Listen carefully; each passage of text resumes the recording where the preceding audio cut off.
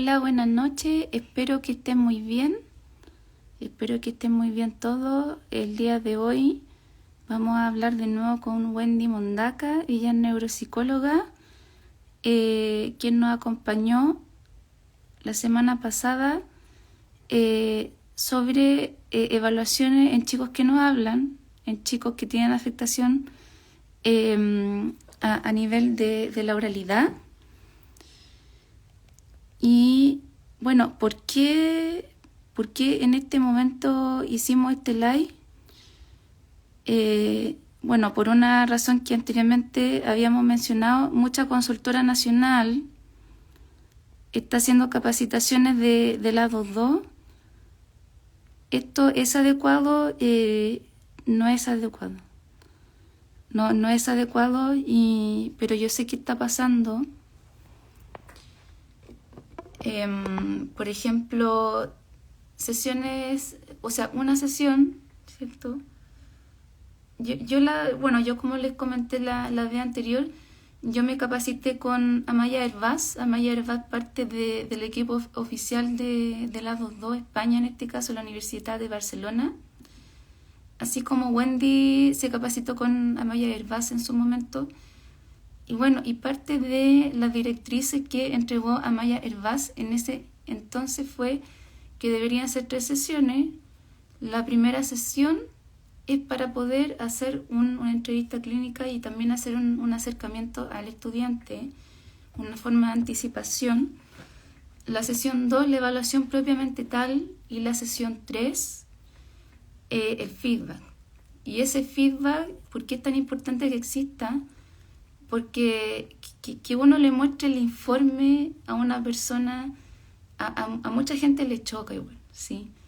Esa situación es muy tensa, entonces también es una forma de empatizar con esa familia y de una forma humana darle los resultados y explicarle el tema del proceso igual, distinto a solamente mandarle un PDF vía correo. Bueno, parte de las directrices que al menos el equipo oficial recomienda,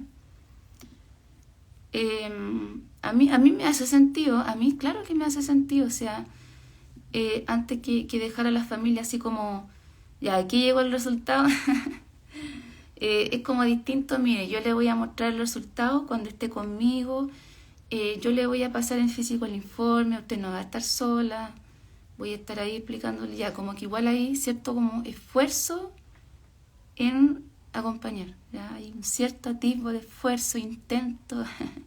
Uno siempre falla en una mayor proporción, ¿verdad? Miren, yo estoy... Ya. Ya, vamos a hacer la cortita, Wendy. No vamos a pasarnos de las 10. Ya, vamos a cortar rápido. Así que están anticipados. Ya, un poquito antes de las 10 vamos a cortar el live porque Wendy se tiene que ir, ¿ya? Así que eso, vamos a aceptar la solicitud de Wendy.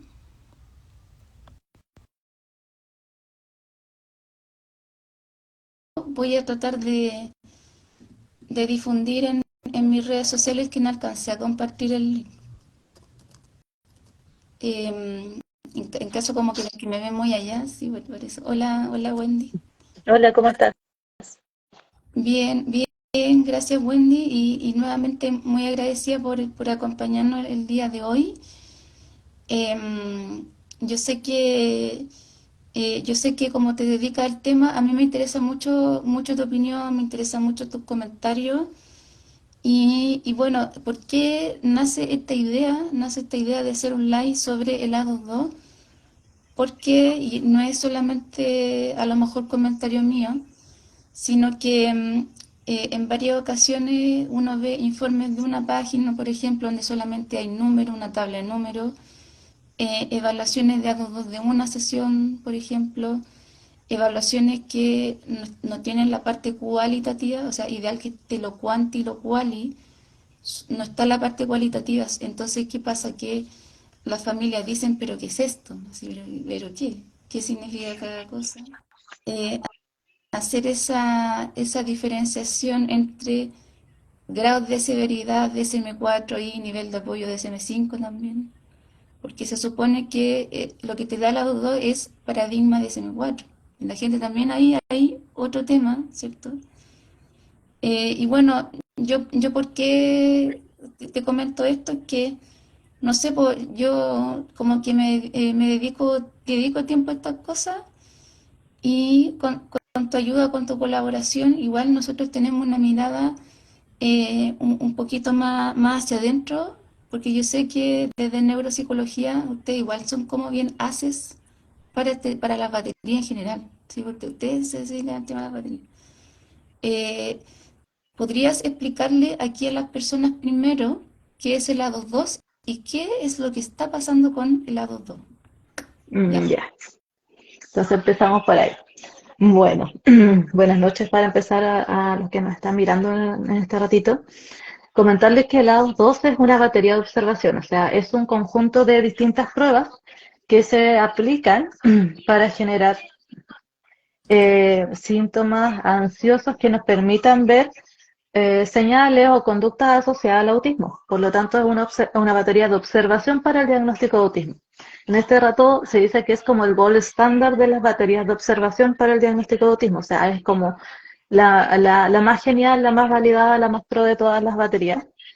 Y esto implica que como es una batería de observación, eh, va a depender de quien observe y quien esté aplicando los puntajes que nosotros podemos tener. Por eso, si bien los resultados se dan a nivel numérico, nosotros podemos sacar numeritos a partir de eso y ver si es que estos numeritos cumplen con un punto de corte que nos dice si la persona tiene o no tiene sintomatología asociada al espectro del autismo. Lo cualitativo es lo que manda.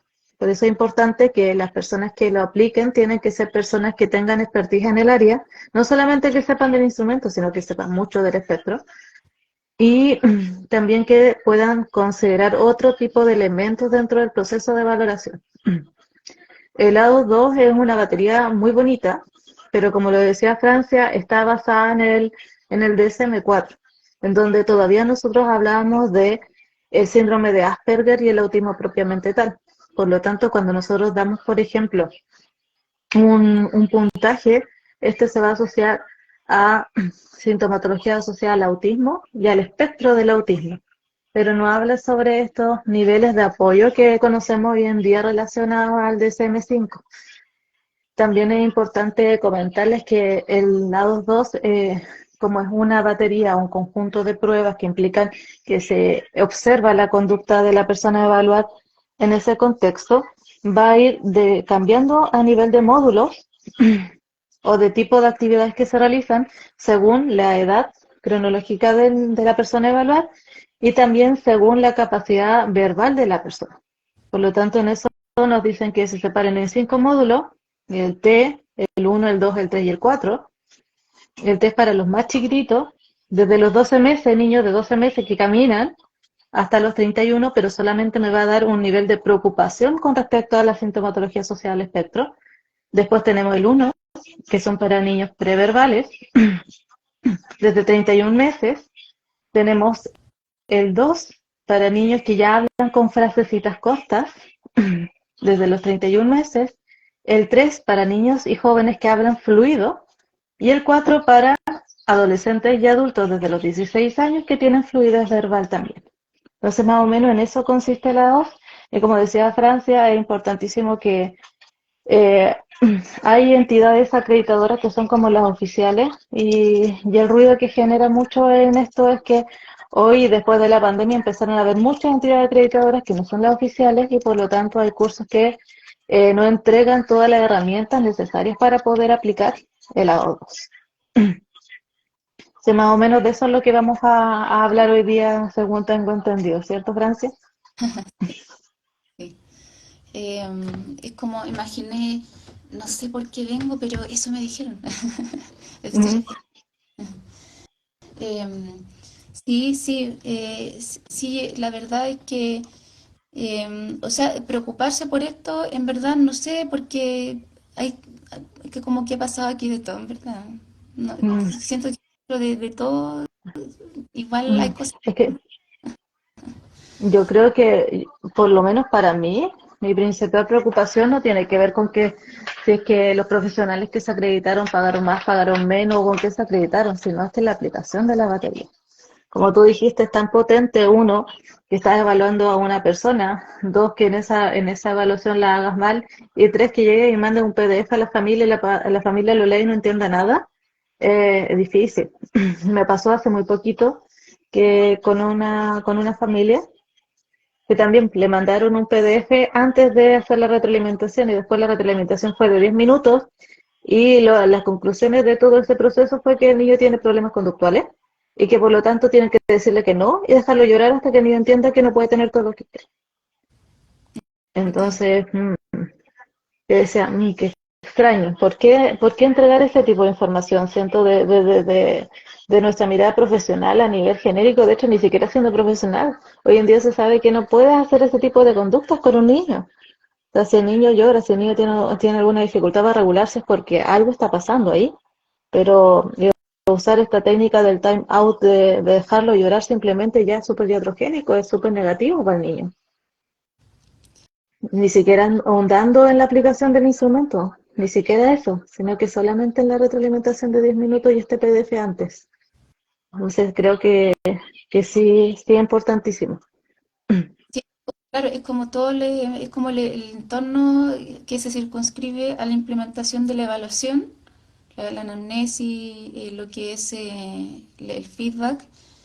Y bueno, recuerdo que parte de las directrices de Amaya Hervás es que tanto la anamnesis como la evaluación, como la retroalimentación era la hora completa, o sea, es todo el tiempo. Y si, claro, si uno lo ve desde el punto de vista como de sentido humano, que te llegue un PDF y tú no sepas qué onda, pero y en verdad a lo mejor no eran problemas conductuales, en verdad le salió TEA y TRE, no sé. Eh, Mm. Sin tener ahí la persona que ahí te acompañe, ¿verdad? Mira, te Es- pongo en otra situación. A mí me han pasado muchas cosas en estos días. Me llamó también un conocido diciéndome, ¿sabes qué? Mi hijo está en el colegio, tiene PIE, tiene de estas características, pero ahora resulta que en el informe que me entregaron dice que tiene TEA. Pero yo nunca lo he llevado al neurólogo, nunca se lo ha evaluado por nada, nunca nadie me ha dicho que tenía la posibilidad de que tenía TEA, pero ahora el informe dice que tiene TEA. Y yo no sé qué hacer, no entiendo, no comprendo qué pasó, yo nunca lo llevé, no sé de dónde sacaron esto, yo nunca he visto nada en relación a esto. Y ¿qué pasa con esos procesos? ¿Desde dónde nacen? ¿De dónde salen? ¿Se equivocaron? ¿Un error de tipeo? ¿Qué puede haber pasado ahí también? claro. Es como, mira, escucha, mira, es como porque yo estoy pensando en algo médico, por ejemplo, o sea, yo no digo que esto sea médico, sino que en algo que a lo mejor es como de otra naturaleza.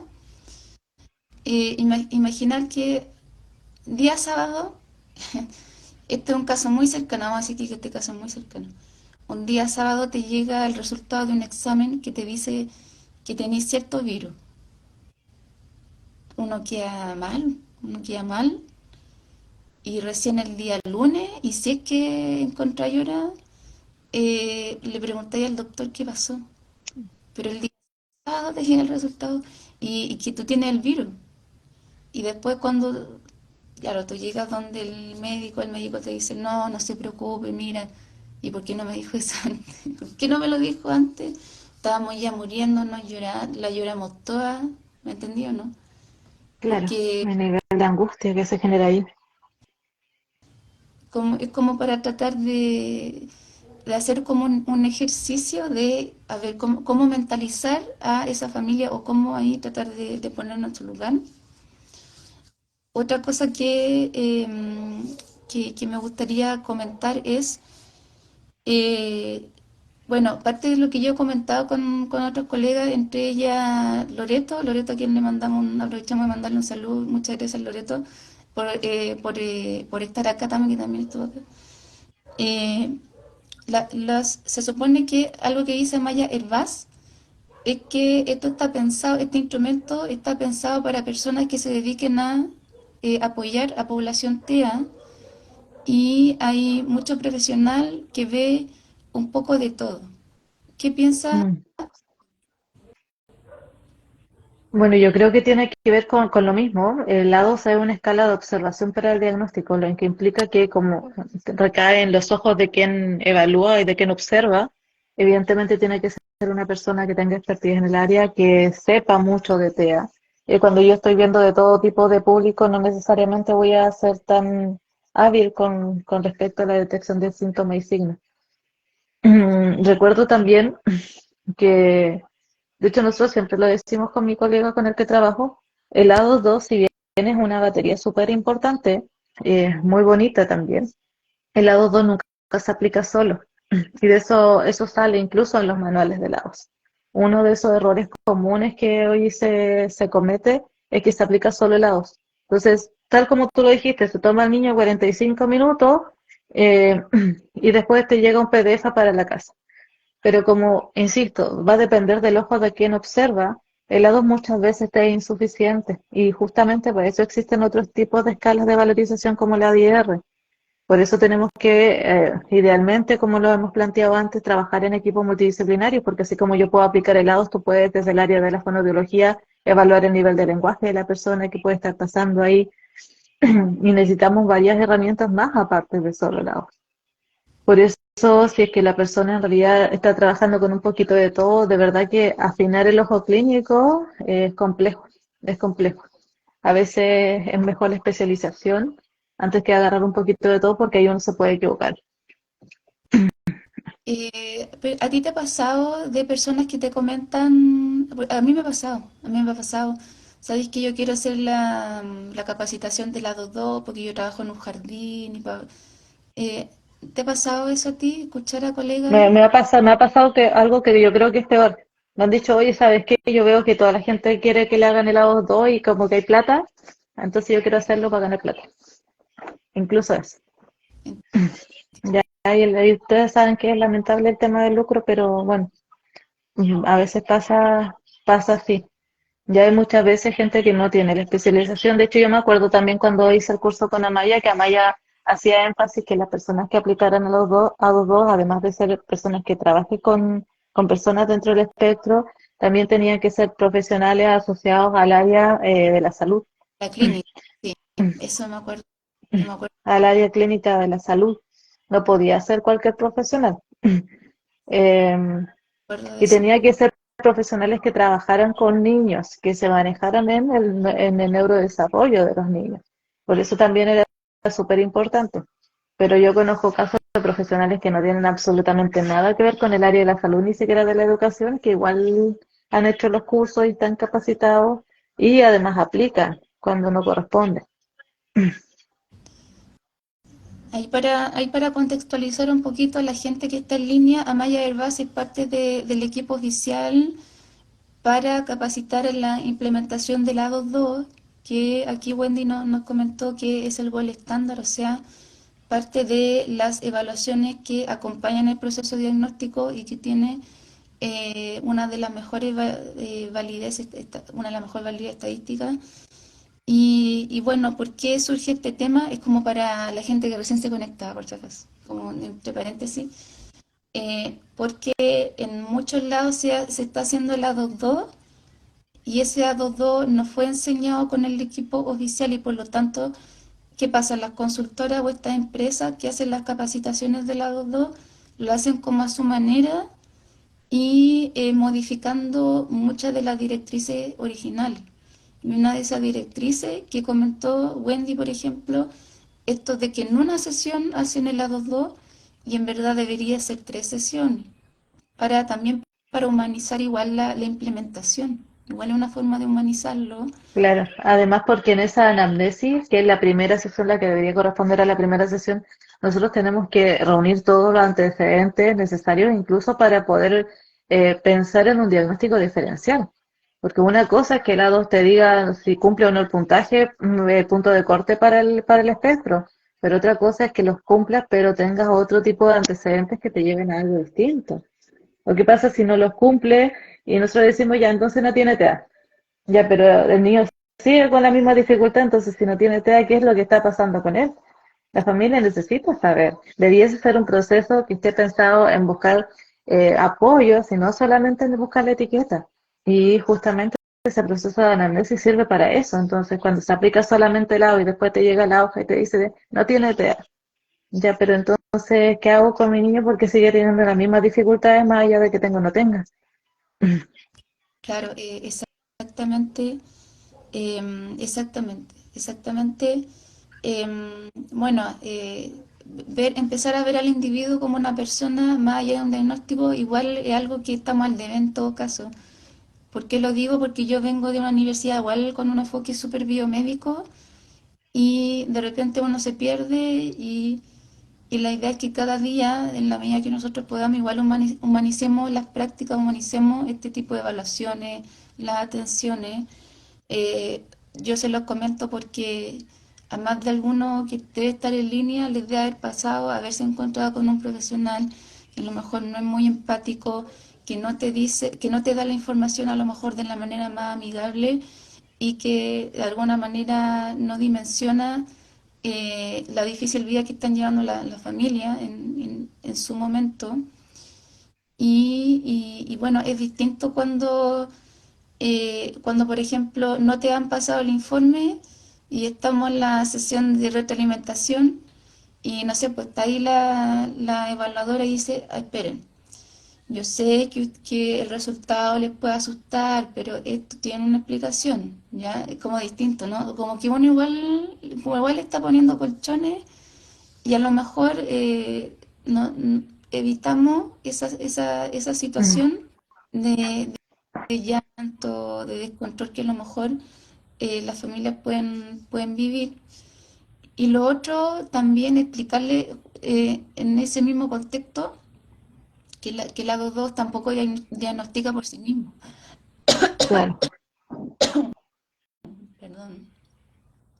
El Se lado 2 es supone que una batería que se usa para el diagnóstico, disculpa Francia, pero quien diagnostica finalmente y que confirma el diagnóstico tienden a ser los médicos neurólogos o los psiquiatras y en este caso nosotros hacemos el aporte de la información para que llegue a ese diagnóstico. Pero los instrumentos nunca son los que diagnostican. Los instrumentos simplemente son esos instrumentos que uno utiliza para observar si existen estas señales de alerta, estas conductas, pero no necesariamente va a marcar un diagnóstico, porque ahí también ocurren los falsos positivos, o sea, muchos niños que pueden tener los puntajes sobre el punto de corte para la 2, pero que tienen otro tipo de alteraciones que provocan ese tipo de síntomas.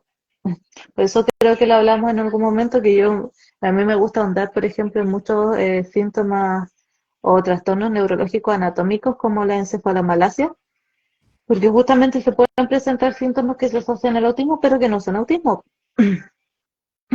Y claro, me puede apuntar al tonelado, pero si yo hago una buena anamnesis y voy viendo todas las características del niño y por qué se van generando, me doy cuenta que no tienen que ver mucho con el TEA.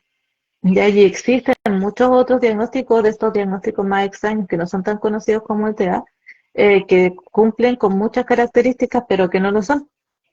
Y por eso vuelvo a lo mismo, que es importante que la persona que lo aplique sea una persona que sepa del neurodesarrollo, no sea solamente una persona que trabaje con muchos niños que se le ocurre hacer el curso y que por eso lo está haciendo. Y no es por desmerecer el trabajo de los otros profesionales, pero tenemos que entender que estamos trabajando con personas y la responsabilidad es extremadamente grande porque trabajamos con familias, familias que pueden tomar el proceso de manera más adecuada porque ya lo vienen elaborando con el tiempo, pero hay familias que no se lo esperan y que de verdad que podemos generar muchas problemáticas en ese proceso de duelo. No sé, ¿y cómo nosotros nos hacemos responsables de eso también? ¿te ha pasado que has visto como publicidad de centros de hacemos el A22 que diagnostica, Sí, que de diagnostica? hecho, muchas de que sale, no sé, sale tanta plata y te lo tenemos en una sesión. En ese mismo día te damos un informe. Sí, eso. Sí, yo lo he visto.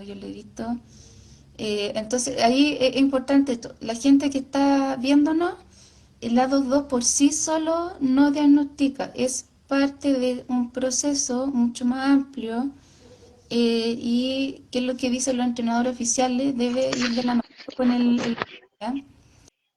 Ya, Mira, mira, mira, perdón. Es que estaba leyendo una de las preguntas que salía ahí que decía así como, ¿qué opinan del sesgo de género de las dos?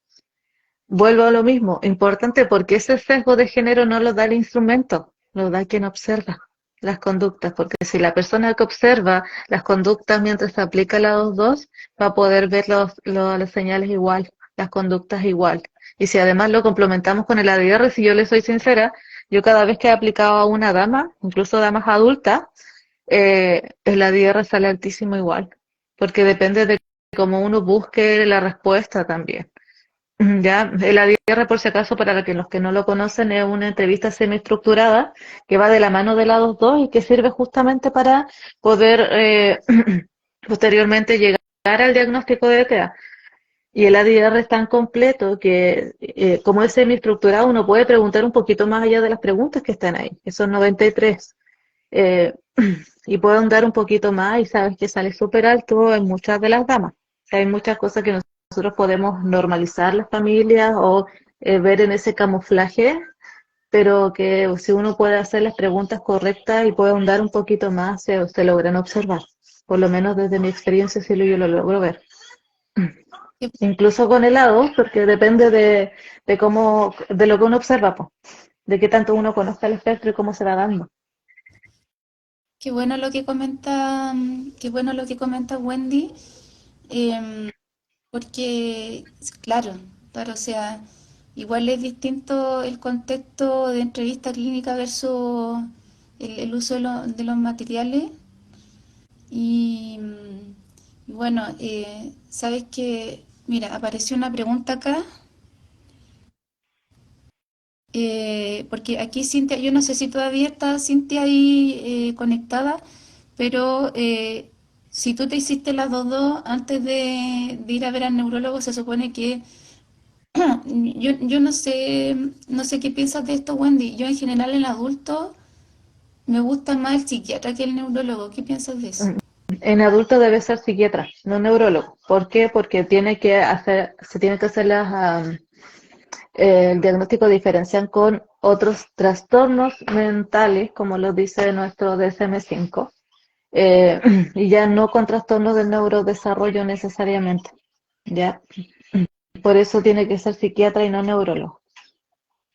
Y lo otro, Cintia, que claro que si eres mujer autista, muchas mujeres tenemos hartas comorbilidades asociadas a lo psicológico, psiquiátrico. Entonces, en ese sentido, sí, claro, compartimos eso con Wendy, ideal psiquiatra y ideal alguien que sepa, y porque a lo mejor si te hiciste la 2.2, pucha, va a sonar a pelambre esto, pero si te hiciste la 2.2 primero, a lo mejor alguien te dijo que se diagnosticaba por sí mismo, que no estaba a lo mejor dentro de un contexto de proceso diagnóstico con otros profesionales, a lo mejor no era así.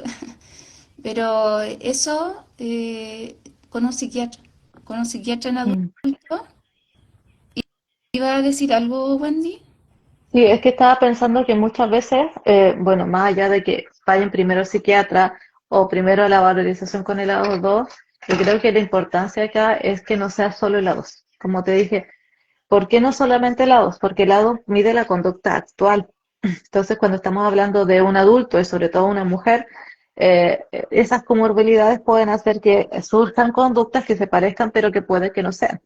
Pero lo que sí sabemos es que muchas de las alteraciones quizá o comorbilidades que se observan como un trastorno ansioso, un cuadro depresivo, un trastorno límite de la personalidad u otros, tienden a darse ya en etapas más tardías. En cambio, los síntomas de TEA se dan en las primeras etapas de la infancia. Entonces, ahí, ¿cuál va a ser lo relevante? El poder aplicar el ADR, si es que hay un cuidador de esa etapa.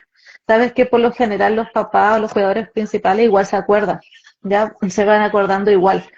Eh, y lo otro es que se complemente con algunos otros instrumentos. A mí me ha servido mucho la aplicación de estas escalas que vimos la semana anterior, del Reven y todo eso, porque yo veo que hay perfiles en particular. Y me ayuda mucho para confirmar el tema del diagnóstico. Ya, porque no todas las personas realizan la prueba de la misma forma. Yo he visto que la mayoría de las chicas que las que yo he trabajado la tienden a hacer de una forma bien particular. Entonces ahí te va sirviendo también para ir confirmando todo este proceso. Por eso volvemos lo mismo.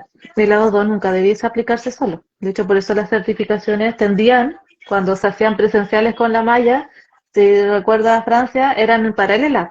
Pasabas por helados y después al tiro, en la misma semana pasabas por el ADR.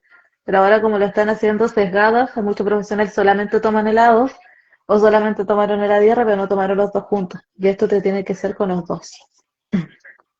De hecho, de hecho, o sea, yo veo que esto casi no lo mencionan, ni siquiera de parte de los mismos médicos mencionan la ADR. ¿Me entiendo, no? Sí, Como porque no que, lo conocen. Porque no lo conocen, pero insisto, si no tengo el manual acá porque estoy lejos y no, yo no lo tengo online, yo lo tengo físico. Ya yo tomé las capacitaciones presenciales, que eran más potentes que hacer una capacitación online. Pero en el mismo manual de la 2 te dice que tiene que complementarse con el ADR y el ADR dice que tiene que complementarse sí o sí con el A2. ¿Ya? me llama, o sea, o sea, me llama la atención en el sentido de que no se transparente. Si varias personas tenemos los manuales, ¿por qué no se transparenta con ese mismo énfasis? ¿Me entienden? ¿Me entendí? Sí, bueno, hay muchas cosas ahí que están de fondo. Eh, vi, Ah, yo vi una pregunta, pero ese me fue, así que me perdí. ya, tú ibas a leer una pregunta que salió. Sí, que justo estaba leyendo y dice, ¿por qué algunos neurólogos no piden helados si solamente hacen una observación clínica y diagnostican? Bueno, porque tienen esa facultad. Para nuestro Ministerio de Salud, ellos tienen la facultad de poder hacer el diagnóstico sin necesariamente hacer una evaluación completa como de este tipo. De hecho, no sé si te diste cuenta, Francia, pero por lo menos yo desde mi realidad llanerica, el abuso, claro, pues nunca se pedía. Y pues va a sonar súper feo y egocéntrico de mi parte, pero cuando yo me capacité, habían varios profesionales, pero eran muy poquitos los de Arica. Y como a mí me gustaba mucho, yo me capacité, yo al tiro, yo todo lo quería hacer al tiro. Y a medida que fue pasando el tiempo, si bien no se conocían estos instrumentos, desde ahí empezaron los neurólogos a pedir helados. Desde ahí empezaron a pedirlo y de hecho yo me siento súper orgullosa, y, aunque suene feo quizás, pero yo me siento muy orgullosa porque me llegaban las hojitas donde salía mi nombre atrás para que yo aplicara helados. Ya, y yo así como, wow, era mi nombre, salía mi nombre, o sea, que un médico te tomara en cuenta como para poder hacer eso, para mí era lo máximo de la vida. Pero cierto, justamente antes, como no se conocían este tipo de instrumentos, no te lo pedían. Hoy día sí lo están pidiendo, entre comillas, un poquito más porque se conocen mucho más. Pero claro, los que se conocen, helados. Pero la DR, por lo general, no lo piden porque no lo conocen. No te piden otro tipo de valorizaciones justamente porque no los conocen. Lo que pasaba con lo que decíamos el otro día del famoso WIS y de las baterías para chicos no hablantes. Mm. Por eso es como nosotros también hacemos, quizás, no sé si publicidad, pero hacemos conocido también los otros instrumentos entendiendo que son súper importantes, de verdad que son súper importantes. Porque el lado 2 a veces te queda súper corto. Desde mi experiencia a veces queda súper corto. Hay chicos que funcionan bastante bien y que no se ven. Y la DR te ayuda un montón, un montón. Ahora, otra cosa que te iba a comentar, Franza, que me quedó dando vuelta el otro día, es que yo he escuchado de profesionales que están aplicando el ADR, pero dentro de los colegios. ¿Has escuchado eso tú? ¿No? ¿Mm? ¿No? Ahora, ¿por qué me quedo dando vuelta? Porque el ADU2 no es algo que se pueda aplicar dentro del colegio. Uno, porque nuestro Ministerio de Educación no lo avala. De hecho, yo el otro día tuve una charla y aunque quizá diga algo que no corresponde, me dijeron que no se podía aplicar porque no estaba estandarizado a nivel nacional. Y que el único estandarizado a nivel nacional era el MCHAT, que no nos sirve para todo, es un test de cribado. Pero he visto profesionales y he escuchado muchos profesionales que lo están aplicando dentro de los colegios. Importante que la gente sepa que el ADO no está hecho para ser aplicado dentro de un colegio. ¿Por qué? Porque la idea es sacar a la persona del ambiente común donde está para generar sintomatología, para generar tal ansiedad ante este cambio de rutina que se puedan visualizar las conductas asociadas al TEA.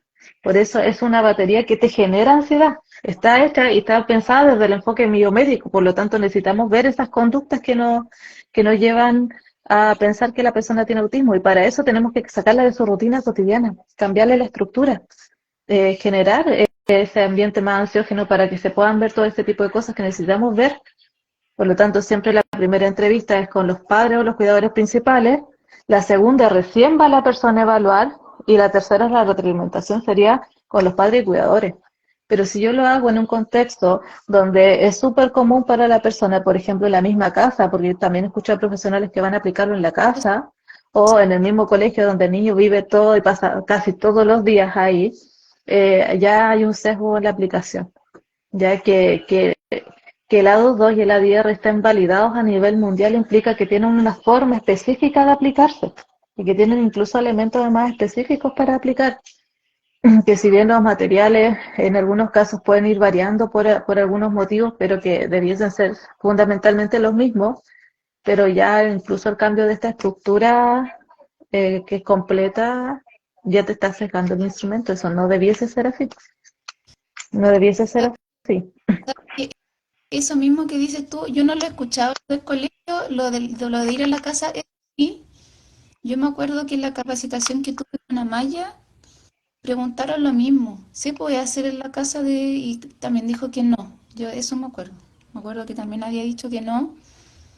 Y, y de hecho, validar un instrumento en un entorno natural es como imposible porque habría que ir a muchas casas dentro de la investigación, habría que ir a la casa de todos los niños, es como inviable en Claro, ciertos... claro, no tiene sentido. Claro, entonces ahí, bueno, ahí las personas que nos están viendo, se supone que, bueno, estamos imaginando que usted es una persona común y corriente, ¿cierto? Que a lo mejor no trabaja en este tipo de cosas y que usted como cuidador quiere informarse más, ¿verdad? Bueno, las evaluaciones se supone que para ser usadas y evaluar a distintas personas tienen que pasar por un proceso de validación para que los resultados que arroja esa evaluación arroje sean confiables. Y para eso tienen que ser testeadas o probadas en una población de varias personas. Y eso, y cuando se valida eso, es bajo cierto contexto, en cierto lugar, de cierta manera, ¿sí? Entonces, después, cuando ya oficialmente la batería se estrena, hay que respetar ese tipo de, en el fondo, de contexto La de forma en que se hizo, claro, la forma en que exactamente. se aplicó en todo eso, en toda esa investigación. Entonces, cuando la gente no la cumple, ya está invalidando el instrumento, por lo tanto, implica que el test o el instrumento ya no está midiendo lo que se supone que tiene que medir. Por eso ya no es confiable, ya no es válido el resultado. Exactamente. Em, Mira, yo no sé si leíste ese comentario. Una vez me tocó atender a un niño que tenía como característica de TAI y finalmente tenía un quiste complejo en el cerebro. Claro, eso No sé si había... se llaman encefalomalacias, quistes, saquitos de pus en ciertas áreas del cerebro que se generan por hipoxia al momento de nacer, por la falta de oxígeno. Ya hay que dependiendo del área de donde estén esos quistes pueden generar síntomas asociados al TEA. Increíble. Por Encefalomalacia. ejemplo, si el quiste se generó en el hemisferio derecho a nivel parietal o a nivel occipital puede generar alteraciones de la prosodia, dificultad en la regulación de turnos, cosas que también vemos en los chicos con TEA. Si fue en el hemisferio izquierdo a nivel del lóbulo temporal puede generar las dificultades en la articulación del lenguaje, en general el habla. Es como parecido a lo que pasa en la afasia, como parecido. Que es Claro, más la comunicación y otro es como más tema del habla, muchas veces. claro. Estaba viendo alguna, a ver, esto es resonancia magnética, aquí está viendo alguna resonancia magnética, se ve feo, se ve feo. Yo el otro día te quería mostrar esto y ahora lo encontré, es algo bien cortito y Ujú. seguimos con las preguntas. Mira, este estudio que fue del 2019 que hicieron con unos niños en la Católica en la REUC de San Joaquín. Mira, este que yo el otro día te lo voy a mostrar y no pude porque, no sé, a veces no resultan las cosas en el momento. Y yo porque te quería mostrar este estudio chileno, Ujú. porque aquí mismo lo que dice este estudio, el tema del margen de error del lado. Mm.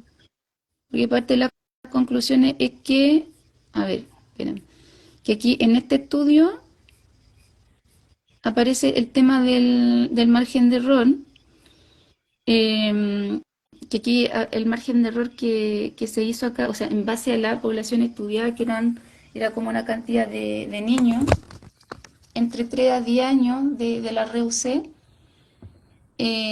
aproximadamente como de 9-10% era como el margen de error. Los demás eran diagnósticos diferenciales, o sea, Mm. no sé si me entiende. O sea, el Sí. 10% de los De estudiados, hecho, creo que me habías dicho que ese margen de error se disminuía cuando se aplicaba el ADR también. Si es que no me equivoco. eso ya no me acuerdo de eso, Mm. pero me hace sentido, me haría mucho sentido porque igual es otro formato el ADR igual. Y finalmente como que se Se complementan complementan, en ese. de hecho, por eso son test que tienen que aplicarse juntos. Ya así como el SSQ se debiese para población mayor de 4 años aplicar el SSQ, el A2 y el ADR en conjunto. Para eso están hechos ese tipo de instrumentos. Muchas gracias, Wendy. Eh, estoy leyendo los comentarios por si me ve un poco detenida, pero que quede claro también que el lado 2 sí se aplica en una sesión, claro, o sea, la aplicación en sí misma, claro, pero el proceso son 3 sesiones. Claro. De hecho, proceso entre comillas, porque volvemos a lo mismo, no se debiese aplicar solamente helados. Por lo tanto, si tomamos helados y el ADR, debiesen ser 4 sesiones. Si agregamos otro instrumento más, puede ampliarse hasta 5. Ya por lo general, los procesos de valoración para un diagnóstico duran entre 4 o 5 sesiones siempre. No debiese ser menor que eso. Pero claro, la aplicación de helados, si solamente estábamos pensando en helados, debiese ser una primera sesión donde nosotros generamos esta anamnesis, o sea, buscamos, recogemos toda la información necesaria del por qué llegaron con nosotros, si han pasado con otros profesionales, alguna otra alteración médica, hay otra sintomología que llame la atención, y después la aplicación directamente de lados. Ahí, dependiendo del módulo, se verá si es que están los cuidadores principales, hay un cuidador principal o no con el niño durante la sesión o no. Y sería la tercera sesión para la retroalimentación y la entrega de este informe con los resultados. Si solamente pensamos en helado, que esto se puede ampliar dependiendo si aplicamos otro tipo de instrumento. Por lo general, como yo nunca aplico helados, yo me rehúso a aplicarlos solo. Yo hago valorizaciones que fluctúan entre las 4 y 5 sesiones, dependiendo si es un adulto o si son más pequeñitos. Ya, pero sí, el A2 está hecho para ser aplicado en periodos de 45 o 60 minutos como máximo. No más que eso. Y tampoco se divide en esas sesiones, porque yo también he escuchado de repente que las dividen. No es que el niño hoy día no quiso entrar a la sesión, por lo tanto lo cité para otro día y hice la segunda parte el otro día. Es una escala de observación, o sea, lo que pase con ese niño, si no se quiso despegar del papá, si es que el niño lloró, si es que al niño le pasó esto, esto, otro, eso nosotros también lo valorizamos. ¿Qué le pasó a este chico que cuando me vio se puso a llorar? ¿Qué le pasó que no se pudo despegar nunca de la mamá? Y, y volvemos a lo mismo. El ADOS está hecho para generar estas conductas de más ansiedad, porque le estamos cambiando la rutina, la estructura del niño. Por lo tanto, todo lo que nosotros veamos ahí, más allá de que el niño juegue o no juegue con los instrumentos, se vincule o no se vincule conmigo, siga la instrucción o no siga la instrucción, me mire o no me mire, se ríe o no se ría, todo eso es lo que estamos valorizando en el ADOS. Por eso es importante que la persona que evalúe pueda tener esa capacidad de observar todas esas conductas, incluso más allá de si es que el niño lo hace, porque a mí no me importa si es que lo hace o no lo hace. Si es que lo hace, bien, pero ¿cómo lo hace? Y ahí yo tengo que empezar a hilar más fino. Si es que no lo hace, bueno, ¿por qué no lo está haciendo? ¿Qué está haciendo a cambio? O sea, no quiere, no me mira, pero está todo el rato jugando con el tema de las pelotas, todo el rato jugando con la cajita de sorpresa. Entonces, ese tipo de cosas que tenemos que ir viendo también. Creo que hay eh, que está bajo un paradigma DSM-5, eso se busca como que, yo no sé si no me acuerdo si este era el término, síntomas positivos, o síntomas positivos que emerjan en base a Claro algo. que busca que salgan Claro, estos síntomas. Por eso el cambio de contexto, el cambio de estructura de lo común. claro, exactamente. Ahí preguntaron, ¿tiene que ser una persona desconocida? Se supone que sí, que tiene que ser Sí. una persona desconocida, no debería ser el terapeuta de los chicos. Eh, por eso que dijo hace poquito Wendy, se supone que esto no debería ser aplicado varias veces en la vida. Mira, ¿qué No, le porque es para el diagnóstico. porque claro, piensa en el diagnóstico y uno no se diagnostica varias veces en la vida, se supone. Eh, ¿Por qué? Porque aquí, por ejemplo, Avia nos pregunta, a mi hijo le aplicaron el A22 y el ADR a los 2 años. ¿A qué edad sería recomendable volverlo a aplicar? Bueno, en ese caso, allí sí, sí que se pueden hacer algunas salvedades. Por ejemplo, ¿cuándo se puede volver a aplicar? En el caso de la DR, está pensado para ser aplicado para personas que tienen entre 4 y 5 años o de ahí para arriba, pero que también se puede hacer aplicado según el algoritmo de conducta actual para niños desde los 2 años para adelante. Entonces, si es que, por ejemplo, tu hijo ya cumplió 4, ya cumplió 5, 6 y de ahí para arriba, podría volver a aplicarse para saber las conductas que él tuvo cuando tenía 4 o 5 y compararlas con las conductas que tenía cuando tenía 2. Ya para reafirmar el diagnóstico en el caso de que haya una duda, pensando que se lo hicieron cuando era muy chiquitito. Y que, bueno, en el contexto en el que estamos, pandemia, encierro y todo el tema, podrían darse cosas. En el caso de la 2, va a depender del cambio en la capacidad verbal que tenga el niño y la edad. Por ejemplo, si se lo realizaron a los 2 añitos, probablemente fue, de hecho, probablemente fue el módulo T, que es para el rango de preocupación. Recordemos que el módulo 1 se aplica de los 31 meses hacia adelante. Entonces, si fue antes de los 31 meses, seguramente le aplicaron el módulo T, que no es para el diagnóstico, es para dar un rango de preocupación. Si se lo aplicaron después de los 31 meses y, por ejemplo, le aplicaron el módulo 1 porque el niño a esa edad todavía no hablaba o decía palabritas sueltas solamente, y ahora ya tu hijo ya está hablando más fluido o puede decir frasecitas de 3 palabras, ahí se podría aplicar el módulo 2. Pero cuando hay ese tipo de cambios, pero por ejemplo, si yo ya se lo apliqué a tu hijo tiene 6 y ya te hicieron el ADR y te hicieron el A2 y le aplicaron el módulo 3, ya no tendrías por qué volver a pasar por lo mismo. No tendría que volver a replicarse porque las conductas que él tenía cuando tuvo 4 y 5 ya fueron valoradas, ya fueron observadas. Esas ya no van a cambiar porque eso ya pasó. Pero sí cuando son chiquititos, cuando son pequeñitos. Y ahí ojo con eso, con el tema del módulo. Recuerden, el módulo 1 de 31 meses para adelante. Entonces, si te lo evaluaron con el lado cuando tenía 2 y tenía, no sé, 24 meses, 25, 26 meses, ahí sí se Ah, podría y se debería aplicar el módulo 1 después, ¿ya? Porque, insisto, el módulo T es para ver un rango de preocupación, va a ser como un cribado, pero no necesariamente va a darte información necesaria para el tema del diagnóstico, aunque hay muchos chiquititos que sí lo diagnostican muy, muy, muy chiquitito, pero ahí sí se podría hacer como este proceso de volver a aplicar, ya mientras sean antes de los 4 añitos. chiquillos, tengo que anticiparlos para que no se frustren tanto y no lloren. Un poquito nomás, lloren ahí una lagrimita. Porque como Wendy se tiene que ir antes, están advertidos ya que en un ratito más nos vamos. En un ratito más quiere decir como por ahí 5 minutos más, ¿ya? Eh, porque yo sé que la gente a veces como que se engancha, igual uno también se engancha, ¿cierto? Uno igual está en hiperfoco, ¿cierto? Y uno quiere seguir, y este es un tema bien apasionante. Sobre la pregunta de Jarita, ¿qué diferencia hay entre el diagnóstico TEA y TEL? La verdad es que hay un mar de diferencia.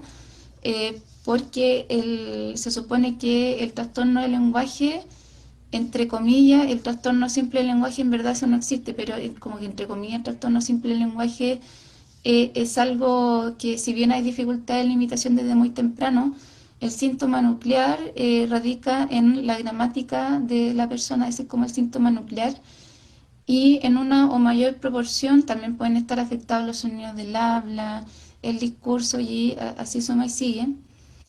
Eh, pero yo me imagino que esta pregunta nace porque esto lo dicen hartas veces. ¿Por qué a mi hijo no lo reciben en la escuela de lenguaje si él tiene trastorno de lenguaje? Lo que pasa es que el diagnóstico de base que tiene es espectro autista y es el que manda, entre comillas.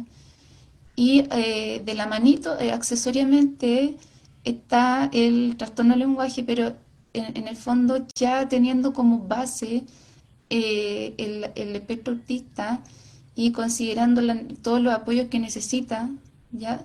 Yo, no es el perfil de una escuela de lenguaje, el perfil de una escuela de lenguaje para chicos que tienen trastorno simple de lenguaje, entre comillas. Para eso están, por eso es que los educadores de allí estudian la especialidad en trastorno del lenguaje, pero no estudian especialidad en TEA, por ejemplo, ¿me entienden? Además, Entonces, creo que, y perdóname, Francia, una de las cosas, de las poquitas cosas que yo sé ahí, porque yo no soy fonoaudióloga, pero que el TEL también es transitorio. Por lo tanto, los apoyos están orientados a ese. no, No lo sé, dime tú. lo que pasa es que en otros países están más adelantados y el trastorno del lenguaje es crónico. De hecho, yo pensé, digo que es transitorio, ¿no? Sabiendo que en otros lados yo he dicho que es crónico. Bueno, la otra vez, ¿cómo se llama? Elbro. Se supone que Elbro era como el discípulo de RuPaul. RuPaul era como referente en tema de trastorno del lenguaje. Y él hizo una investigación, no me acuerdo en qué país, pero en un país de habla inglesa. A través de los años sí son como estos estudios transversales Ujú. longitudinales, que son como de años. ¿Y qué pasa con las personas en ese país, que no me acuerdo cuál era? Que claro, cuando eran adultos, sí tenían una marcada diferencia a nivel cognitivo y a nivel de mayores tasas de desempleo, mayores temas de estigmatización social, o sea, sí eran un perfil muy diferente al resto de la población y de hecho en países anglosajones, países de habla inglesa, ¿cierto? Que bueno, que ellos invierten en investigación y todo eso, hacen terapia de trastorno del lenguaje adulto. Ellos hacen terapia de Mm. trastorno del lenguaje adulto.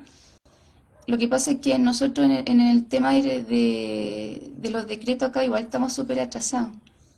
Claro, a Y eso yo iba. Ajá. sí, estamos súper atrasados. Y lo otro es que tampoco les conviene actualizarlo por tema de presupuesto. Por tema de presupuesto no van a querer actualizarlo. No, pues si tiene que atender al niño hasta la media. Pero si ya habla bien, pero si ya no se nota. ¿Sí? El otro día, el año pasado fue en verdad. Hay un fonoaudiólogo que le mandamos saludos a Hugo Segura, nos compartió un paper que también es de habla inglesa, no es de acá, ya lamentablemente, sobre la afectación cognitiva en adolescentes con antecedentes de trastorno del lenguaje. Según ciertas evaluaciones neuropsicológicas, sí, había una diferencia significativa, pero eso en Chile, ¿cuándo? O sea, nunca lo voy a Claro, encontrar. no se ve. Mm. Ahora Podrían, el diagnóstico y una pregunta mía, me aprovecho de ti en este ratito. Cuando ya tengo un chico, por ejemplo, que mantiene este trastorno del lenguaje en algún momento para nuestra realidad chilena, ¿cambia el diagnóstico o siempre se mantiene? mm, Hablando de un sí, niño de 15 años, por ejemplo, un adolescente de 15 años. bueno, lo que pasa muchas veces en general en los pies es que se convierten en dificultades específicas del aprendizaje y lo empiezan a atender los psicopedagogos, como empiezan a tener dislexia, discalculia, como que después entran por ese. como con ese rótulo. Pero, Y por ejemplo, si es que la alteración del lenguaje es más expresiva, por ejemplo, articulación de fonemas, igual. si es solamente articulación de fonema, ahí depende porque hay un diagnóstico diferencial. El trastorno de los sonidos del habla es un diagnóstico diferencial que puede confundirse con el trastorno del lenguaje, porque se supone que en los trastornos de los sonidos del habla, o lo que antiguamente era el trastorno fonológico, ¿qué pasaba? Que solamente el aspecto de los sonidos del habla estaba afectado, pero si la gramática está afectada y además los sonidos del habla, ahí sería un trastorno del lenguaje, pero con un componente de los sonidos del habla afectado. Ahora, si solamente, si exclusivamente, solo los aspectos de los sonidos del habla está afectado, ahí sería un trastorno de los sonidos del habla fonético-fonológico. Entonces, si por ejemplo un niño de 15 años ya está articulando bien y, y tiene como, ¿cómo que se llama? Antecedente de trastorno del lenguaje, uno en general va a ver que habla bien, ¿cierto? Como que es funcional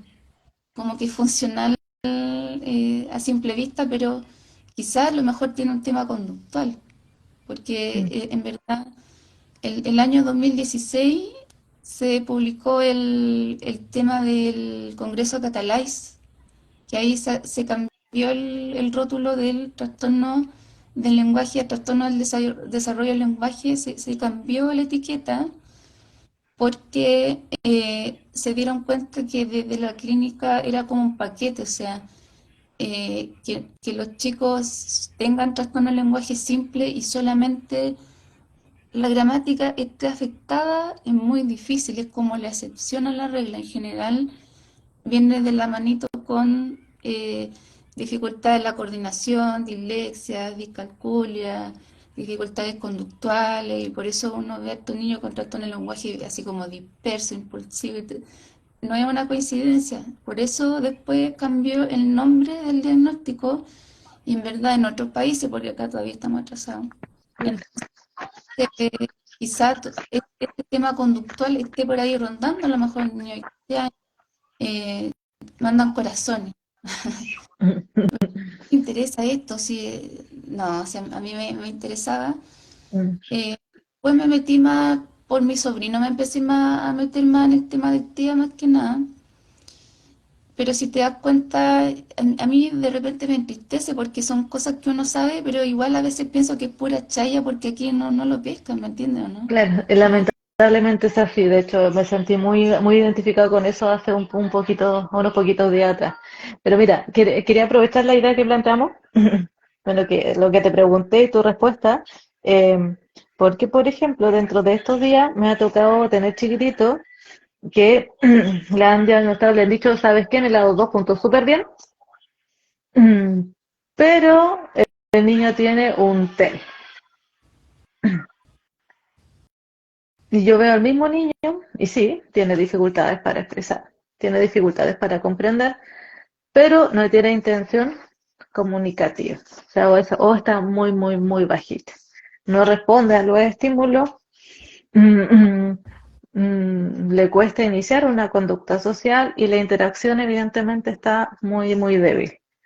Y ante eso yo digo, ¿cuál entonces es la diferencia, así en lo concreto, entre el TEL y el TEA, que quizás es algo que pueda ayudar a la mamá que preguntaba?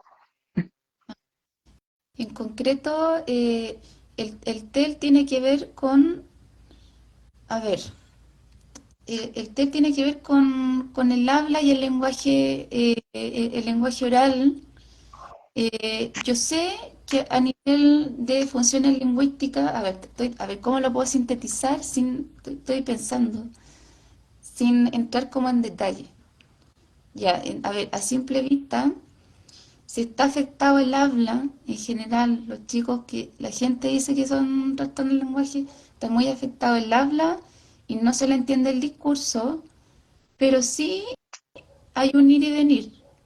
Sí hay una interacción social, un interés en el otro, una conexión con las actividades, Pero ya cuando es TEA, y a lo mejor más lo otro, no hay esta ida y vuelta, este pimponeo en las interacciones sociales, no nos conectamos con la actividad, no les cuesta mucho el tema de apuntar. Los chicos con trastorno de lenguaje no tienen dificultad en eso, no tienen dificultad en apuntar, en tener un juego imaginativo, por ejemplo, no tienen dificultad en eso. Entonces ahí lo que más pesa, por ejemplo, ahí es el TEA. Eso es lo que más pesa. Mm, Es como ahí en el caso del niño con TEA, como que el trastorno del lenguaje es como un acompañante, así como una suma finalmente, pero es muy distinto el mm, perfil.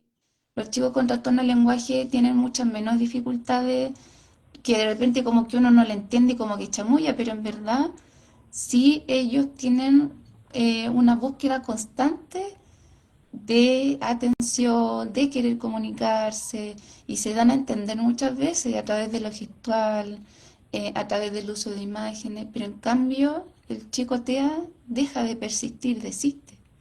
O muchas veces claro. no interesa simplemente. Entonces, em, como que hice un esfuerzo en tratar de resumir.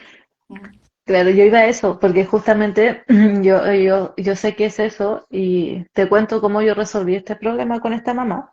Bueno, le apliqué yo helados a este chiquitito y lo que yo hago es que mientras lo aplico también voy comentándole a la familia lo que estamos haciendo y por qué lo estamos haciendo. Que ella se va fijando y de hecho me vayan retroalimentando a mí sobre si esto que está pasando, esto que yo estoy viendo, por ejemplo, que el chico siempre tiende a irse al mismo juguete, al mismo juguete, al mismo juguete y le cuesta interactuar o buscar y mostrárselo a la mamá o señalar el juguete, lo hace siempre o no. Entonces lo fuimos viendo ahí dentro del mismo proceso de evaluación. Y ahí como que la mamá se dio cuenta y dijo, ya, me voy más tranquila. Está viendo lo mismo que yo estoy viendo en la casa, es la misma preocupación, es para allá donde vamos. Ya, pero justamente eso que tiene que ver con la interacción, entendiendo que el habla no es lo mismo que la comunicación, po. Cuando Claro. podemos entender eso, ahí vemos que lo sustancial es distinto en los TEA. Un niño con un TEL, y disculpa que me tome quizá de tu área porque no soy especialista ahí, no tiene ese problema en la interacción y en la comunicación, no como lo tienen los chicos con TEA. Claro. Yo no puedo seguir hablando porque estamos en la hora, en verdad. Em, Mira, bueno, vamos a terminar porque ya estamos en la hora, ¿cierto? Sí, tranquila, tranquila. Hay que cumplir o no, si yo soy responsable. Yo soy, bueno, intento hacerlo. Quizás hace poquito Em, el tiempo. sí, ¿cierto? Yo encuentro que sí, y aparte que a mí me gustan estos temas, yo los encuentro muy interesantes y yo aprendo harto de ustedes como equipo multidisciplinario, yo aprendo mucho. Y este tema del habla versus comunicación es el tema del fonodiólogo en el sentido de que a nosotros, yo soy bien crítica de mi pregrado. A mí no me enseñaron a trabajar con chicos con TEA, a mí no me enseñaron a trabajar la comunicación, a mí me enseñaron a trabajar el habla. Y en la universidad saca harto fonoaudiólogo para trabajar en escuela de lenguaje, pero no para trabajar con chicos con TEA. Y eso no sé si será una crítica a mi profesión o a mi pregrado, pero yo veo harto profesional fonoaudiólogo que no tiene la herramienta. Dice, "Oh, ¿qué hago con esto?". Y bueno, de no ser por Macarena Cres, yo no estaría acá. Muchas gracias Macarena Cres por todo, siempre admirándote, agradeciéndote, siempre que puedo hacer todo. ¿Cómo se puede saber si es solo porque tiene algo en su cerebro o cabeza? Está complejo eso. Bueno, ahí también tiene que ver el tema del neurólogo, por eso los equipos tienen que estar complementados con un neurólogo. Hay técnicas clínicas que se pueden hacer, entre eso el electroencefalograma, las TC o la resonancia magnética en algunos casos si es que es necesario, sobre todo si hay antecedentes neonatales importantes. Hipoxia, si no se pone circular en el cuellito, tragada de meconio, entre otro tipo de cosas, y van a requerir un poquito más de análisis médico. Ese argumento que dice Wendy avala, por ejemplo, la existencia de equipos multidisciplinarios. Eso es muy, muy importante. Em, ¿Qué más? A mí me dijeron que el diagnóstico que me confirmó un psiquiatra infanto-juvenil dura 2 años. Ya, a lo mejor necesitamos más contexto, Mm, porque o sea, a mí me dijeron que el diagnóstico que me confirmó un psiquiatra infanto-juvenil dura 2 años. eso yo nunca lo había escuchado. No, yo tampoco. Mi hijo tiene 2 años, 6 meses. Sería un rango de preocupación, ¿cierto? Si le implementaron a los 2 años, 6 meses o si se lo implementan a los dos Claro, años. ahí tiene 30 meses. Yo hubiese esperado un mes más, le aplicamos el uno. Estamos sacando los meses. Sí, sí, que ha grabado esto.